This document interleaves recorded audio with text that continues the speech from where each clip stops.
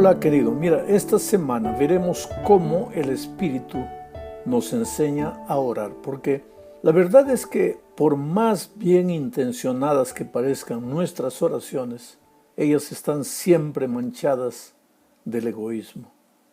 Somos egoístas, no lo podemos negar.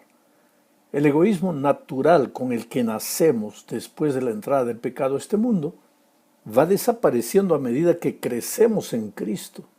Pero como todo crecimiento, pues esto demanda tiempo y compañerismo diario con Cristo a través de la oración. Mira, la oración no tiene como propósito informarle a Dios de nuestras necesidades. Ahora, Dios es Dios, Él sabe todo lo que nos sucede antes que se lo pidamos.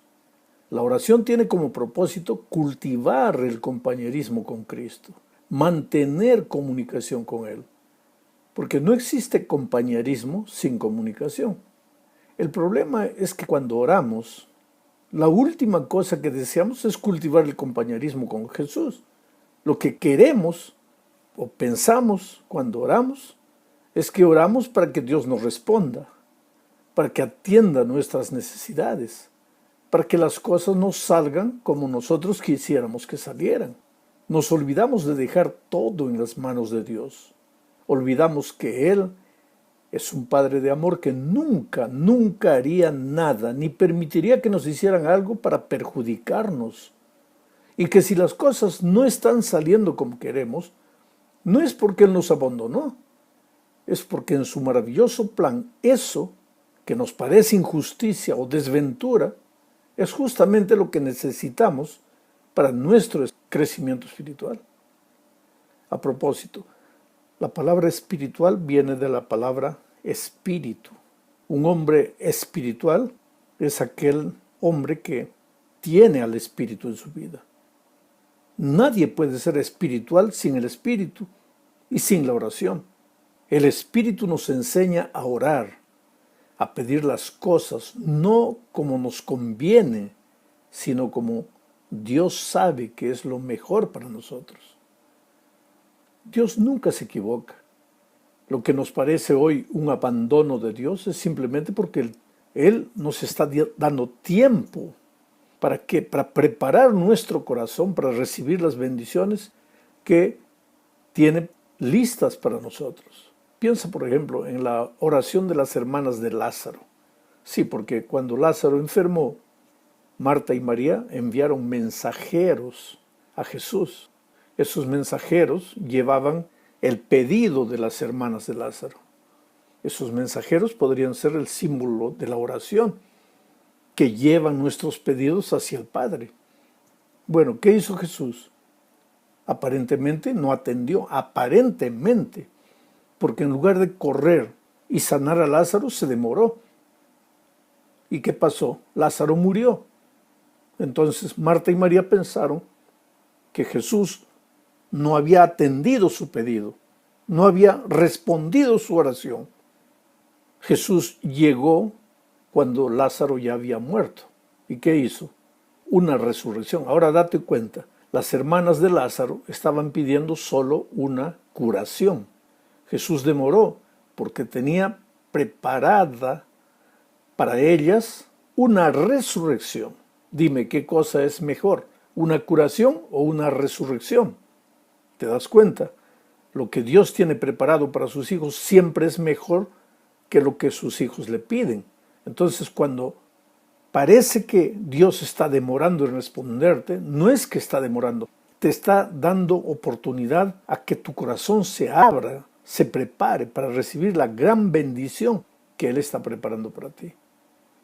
Sabes que la gran necesidad de nuestra vida es lo que Jesús dijo en Juan 17:7.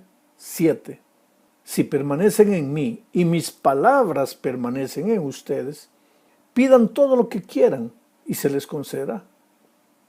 La pregunta que debemos hacernos es la siguiente: ¿hasta qué punto sus palabras permanecen en nosotros? Quisiéramos que todo lo que pedimos sucediera como queremos, pero no estamos dispuestos a que sus palabras permanezcan en nosotros. Y ahí pues la cosa no funciona. Bueno, el Espíritu Santo nos ayuda en esta jornada de preparación del corazón para recibir la bendición que Dios está preparando para nuestra vida. En la segunda parte de este estudio veremos la importancia de pedir. Ya dijimos que el propósito de la oración no es informar a Dios de nuestras necesidades. Él sabe todo. Entonces, ¿por qué oramos? ¿Por qué necesitamos pedir? Bueno, leamos Mateo 7, versículos 7 al 11, para entender esto. Ahí Jesús dice, pidan y se les dará. Busquen y encontrarán. Llamen y se les abrirá, porque todo aquel que pide, recibe, y el que busca, encuentra, y al que llama se le abre. ¿Quién de ustedes, si su hijo le pide pan, le da una piedra? ¿O si le pide un pescado, le da una serpiente? Pues si ustedes que son malos saben dar cosas buenas a sus hijos, cuanto más su Padre que está en los cielos dará buenas cosas a los que le pidan. ¿Sabes? Esta es una invitación de Cristo a pedir. Él dice que debemos pedir sin miedo. Porque si nosotros, como padres humanos, no les negamos nada bueno a nuestros hijos, ¿cómo es que el Padre nos va a negar a nosotros? Pero volvamos a leer lo que Jesús dijo. Cuanto más su Padre que está en los cielos dará buenas cosas a los que le pidan. ¿Entiendes? La promesa es que Él nos dará buenas cosas. ¿Y cuánto de lo que pedimos son buenas cosas? A veces somos como niños malcriados que piden cosas que les son perjudiciales. Claro, ellos no entienden que esas cosas son perjudiciales. Ellos piensan que es lo mejor. Sin embargo, tú como papá sabes que si le das eso, les puedes hacer mal. Nosotros a veces parecemos niños. Queremos porque queremos. Y ahí a veces insistimos tanto y a veces ni tenemos en cuenta la voluntad de Dios. Hacemos las cosas por nosotros mismos. Después las cosas nos salen mal y pensamos que Dios nos abandonó, que Dios nos dejó. Tenemos que aprender a confiar en Dios, a dejar todo en las manos de Dios. Sin embargo, aun cuando tengamos que pedir cosas que no convienen, es mejor estar en comunión con el Padre, pidiendo. Es mucho mejor eso que vivir solos, tratando de resolver inútilmente nuestros problemas. Porque mira, pedir es una demostración de fe. Es una vía de comunicación con el Padre. Es un medio a través del cual cultivamos el compañerismo con Dios. Y Él ha prometido que si pedimos con sabiduría veremos milagros, porque Dios no conoce imposibles. Pero cuando oramos insistentemente, siempre continuamos pidiendo, tal vez el más grande milagro que sucederá no es que el mar rojo se va a abrir, sino que nuestro corazón será transformado. El miedo desaparecerá, la incredulidad desaparecerá y aprenderemos a vivir por la fe. En la tercera parte de este estudio veremos la importancia de creer cada vez que oramos. Marcos 11:24 dice, por tanto les digo, todo lo que pidan en oración, crean que lo recibirán y se les concederá. Hay que entender esto. Creer, el verbo creer, es sinónimo del verbo confiar. Cuando oramos, aprendemos a confiar y a creer que todo lo que viene de las manos de Dios es para nuestro bien, aunque en el momento no lo entendamos. Dios nunca se equivoca, ya lo he repetido por tercera vez en este estudio. Él conoce el fin desde el principio. Mira, si nosotros tuviéramos la capacidad de ver las cosas antes que sucedieran, dirigiríamos nuestra vida de la manera como Dios la ha dirigido. El problema es que no se puede confiar en alguien a quien no se conoce. Y no se puede conocer a alguien con quien no se pasa tiempo. Pues la oración es para pasar tiempo con Dios, conversando de cosas que pueden parecer hasta triviales, pero que son necesarias para cultivar el compañerismo. ¿Sabes? conversando con Dios todos los días, abriendo el corazón, contándole a Él todo lo que hemos hecho en el día. No porque Él nos sepa, sino porque estamos ahí conversando simplemente con Él. Ahí aprenderemos a confiar en Dios.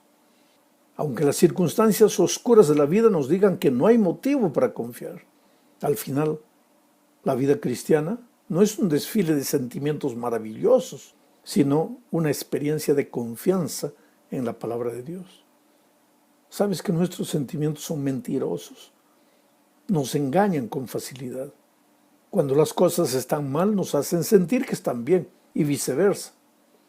Nuestra única seguridad es confiar en la palabra de Dios. Mira, en la Biblia hay casi 15,000 promesas. Cada una de ellas podría revolucionar nuestra vida si nos apoderásemos de ellas con fe. Santiago capítulo 1, versos 6 al 8 dice: si alguno de ustedes requiere de sabiduría, pídasela a Dios, y Él se la dará, pues se la da a todos en abundancia y sin hacer ningún reproche. Pero tiene que pedir con fe y sin dudar nada, porque el que duda es como las ondas, es como las olas del mar que el viento agita y lleva de un lado a otro.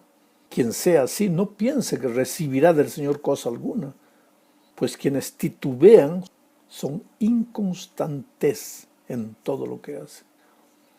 La promesa de Dios en este texto que acabo de leer es que Dios dará sabiduría a los que se la pidan.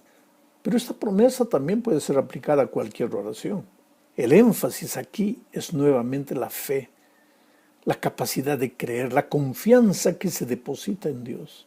Al final, la vida cristiana es una vida de confianza. Si tú retiras la confianza, ya no existe nada. ¿Qué cosa? Existe un Dios cruel, soberano, dictador, abusivo, que espera que sus hijos le obedezcan. Y existe no hijos amados de Dios, sino seres humanos creados por Dios para servirle, para adorarle y nada más. ¿Qué es lo que cambia la religión en una experiencia de amor, de fe? La confianza de que Dios es un Padre de amor y que nosotros somos hijos amados. Y pues si Él nos ama, aunque las circunstancias que nos rodean parezcan todas adversas, la confianza nos dice que Dios no nos ha abandonado. Tal vez nosotros, con nuestra capacidad humana de entender las cosas, no estamos entendiendo, pero Dios está en el control de nuestra vida. Hablemos ahora de reclamar las promesas de Dios. Esta es la cuarta parte de nuestro estudio. Sabes que en la vida de oración yo diría que hay 3 etapas. La primera etapa sería la del rezo. Dios puede responder el rezo de una persona si eso es todo lo que esa persona conoce. Rezar. Rezar es repetir una oración aprendida de memoria. Y hay mucha gente en el mundo que lo único que sabe hacer es rezar. No ha aprendido a orar. Pero después viene la etapa de la oración. Es cuando el creyente aprende a orar, a abrir el corazón a Dios como a un amigo y empieza a conversar así con Dios como conversa con cualquier persona. Y después de eso viene la etapa del clamor. En la Biblia encontramos frases como: desde el fondo de mi angustia clamé a ti, oh Dios, y tú me oíste. O la propia invitación de Dios que dice: clama a mí y yo te responderé. Esta es una tercera dimensión de la oración, el clamor. Reclamar las promesas de Dios, el cumplimiento de sus promesas. Es lo que Jacob hizo cuando estaba luchando con el ángel aquella noche, cerca del río Jaboc, ¿te acuerdas? Y le dijo a Dios: no te dejaré si no me bendices. Jacob había pasado la noche entera en oración. Estaba viviendo un momento difícil de su vida y pasó la noche toda en comunión con el Padre. Esto es lo que Jesús también hacía frecuentemente. Al ponerse el sol, ya estaba en la montaña conversando con su Padre, y al salir el sol del nuevo día, Jesús continuaba en la montaña. Eso es clamar, salir de la simple etapa de la oración, pedirle a Dios que cumpla su promesa, decirle a Dios: Señor, yo no me levantaré de mis rodillas, sino colocas en mi corazón la certidumbre de que me has atendido. Eso significa colocar la vida por entero en las manos de Dios y agradecerle por la bendición recibida, aun cuando no hayamos visto todavía la bendición. Por eso en 1 Juan capítulo 5 versículos 14 y 15 dice: y esta es la confianza que tenemos en Él. Si pedimos algo según su voluntad, Él nos oye. Y si sabemos que Él nos oye en cualquier cosa que pidamos, también sabemos que tenemos las peticiones que le hayamos hecho. Confianza. Yo creo que la mejor manera de expresar la confianza a Dios es terminar de orar y decir: Señor, muchas gracias, porque aunque yo no vea tu respuesta, ya sé que me has respondido, como tú sabes que es mejor para mí. Bueno, mi amado, llegamos ahora al fin de esta lección hablando de que entre nuestros pedidos de las bendiciones de Dios, la presencia del Espíritu en nuestra vida debería ser la más grande petición que hagamos. Pero es necesario saber que cuando pedimos el Espíritu tenemos que estar dispuestos a ser dirigidos por el Espíritu. El Espíritu no es una herramienta que nosotros usamos a nuestro criterio, no. Es Dios dispuesto a encaminar nuestra vida, nuestros pensamientos, nuestros deseos. Es Dios controlando nuestra voluntad porque nosotros le permitimos que lo haga. El Espíritu es respetuoso, ¿sabes? Nunca hace nada sin nuestro permiso. Necesitamos ser humildes y permitir que Él nos muestre el camino, y Él hace eso a través de su palabra escrita. Hay personas que no están dispuestas a leer ni obedecer las enseñanzas bíblicas y sin embargo argumentan que están siendo dirigidas por el Espíritu. No, Dios no trabaja de ese modo. Él inspiró a los escritores bíblicos y ahora desea que sus hijos busquen su palabra y la obedezcan. En la promesa de Joel 2, 28 al 30, que es una promesa para los últimos días, encontramos lo siguiente: después de esto, derramaré mi espíritu sobre la humanidad entera, y los hijos y las hijas de ustedes profetizarán. Los ancianos tendrán sueños y los jóvenes recibirán visiones. En aquellos días, también sobre los siervos y las siervas derramaré mi espíritu, y haré prodigios en el cielo y en la tierra con sangre y fuego y columnas de humo. Esta es la promesa de la lluvia tardía del Espíritu Santo, pero esta promesa dice: y será que después de esto, ¿después de qué? Y si tú lees los versículos anteriores, dicen: mi pueblo comerá hasta ser saciado. Naturalmente, si esta promesa es para el futuro, es una promesa profética. Y mi pueblo comerá hasta ser saciado tiene que ver con la palabra de Dios. El pueblo de Dios comerá la palabra de Dios. Y después de alimentarse la palabra de Dios, después de asimilar la palabra de Dios, después de ser dirigido por la palabra de Dios, entonces el pueblo podrá esperar el cumplimiento de la promesa de la lluvia tardía. En resumen, la lección nos habló de lo siguiente: Dios está dispuesto a respondernos, pero tenemos que pedir primero. Segundo, pedir con fe, pedir creyendo. Tercero, pedir dispuestos a aceptar en nuestra vida la soberana voluntad de Dios. Y finalmente, pedir el Espíritu para que nos enseñe a vivir victoriosamente en esta tierra. Que Dios te bendiga.